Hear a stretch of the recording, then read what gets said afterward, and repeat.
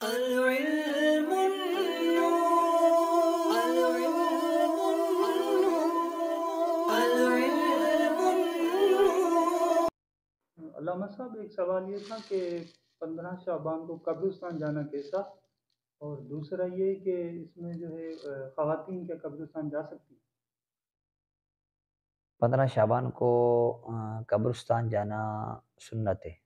نبی پاک علیہ السلام سنت مبارکہ ہے، نبی پاک علیہ السلام جو ہے قبرستان جایا کرتے تھے 15 شعبان۔ یہ روایت بھی ہے عائشہ صدیقہ سے رضی اللہ عنہا کہ نبی پاک علیہ السلام قبرستان تشریف لے گئے تھے۔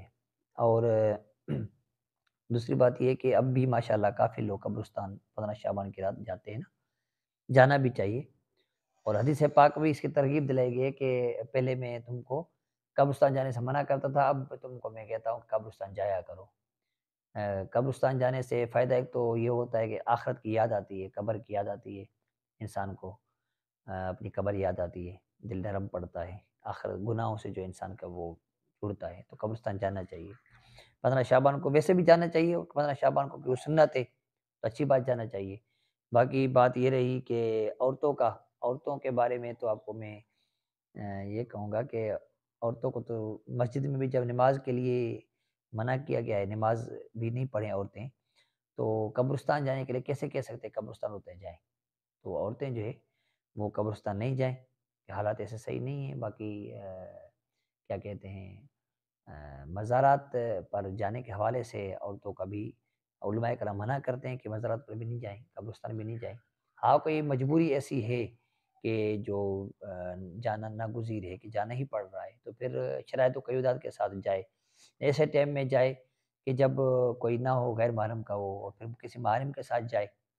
اور دوسری بات یہ ہے کہ اس کے اندر بھی ایسا بندہ ساتھ ہو جو جس پر اعتماد ہو نا، اور پھر اس بات شرائط رکھی ہے کہ بوڑھی ایسی ہو کہ جس کی طرف لوگوں کی نظر وغیرہ نہ جاتی ہو، اس طرح کے اگر ہوئیں تو پھر وہ جو ہے عورت جو ہے اس کو ہو سکتا ہے اجازت مل جائے، لیکن عورت کو مطلقاً مزارات پر جانا یا اس پر جانا قبرستان جانا منع ہے۔ باقی مرد جو ہے وہ قبرستان بھی جا سکتے ہیں، مزارات بھی جا سکتے ہیں دعا مانگنے۔ کچھ سوال یہ تھا کہ آج کل گھروں میں سکون نہیں ہے، بے سکونی ہے، کمنٹ سیکشن میں جو ہے سوال آیا تھا، یہ اس کا جواب بھی جو ہے اس پر تو میں نے وہ کچھ دن پہلے بھی عرض کی تھی۔ میرے خیال میں اس پر تو پورا ایک سلسلہ وار ہمارا وہ سسٹم ہونا چاہیے کہ کئی وجوہات ہیں اس کی نا، بے سکونی کی۔ قصوروار ہم ہوتے ہیں اور بے سکونی بھی ہم کو ہوتی ہے۔ بے سکون کون ہوتا ہے؟ جو کسی کو اور کو سکون لینے نہیں دیتا، سمجھے نا؟ جب ہم کسی کو بے سکون کریں گے نا تو بے سکونی ہم کو بھی ملے گی۔ یہ عقل مند کے لیے اشارہ ہی کافی ہوتا ہے۔ ہم انا کے اندر نا اپنی جو ہے نا اس کے اندر مرے ہوئے ہیں۔ ہم یہ چاہتے ہیں کہ جیسے ہم چاہیں ویسے ہو، صحیح ہے، جیسے ہم کہیں ویسے ہو، ہماری ہی چلے۔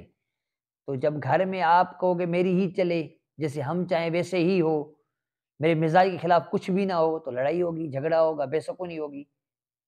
کبھی آپ مانیں نا کسی کی، جب آپ کسی کی مانیں گے تو انشاءاللہ آپ کو سکون آئے گا۔ جب کسی کے سکون کا باعث بنیں گے، کسی سکون کا سبب بنیں گے تو سکون آپ کو ملے گا۔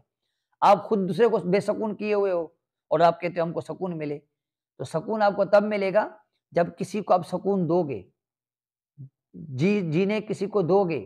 جب کسی کا جینا حرام کرو گے تو خود جی نہیں سکو گے پھر۔ تو یہی ہے بے سکونی کا سبب ہماری ذات ہوتی ہے۔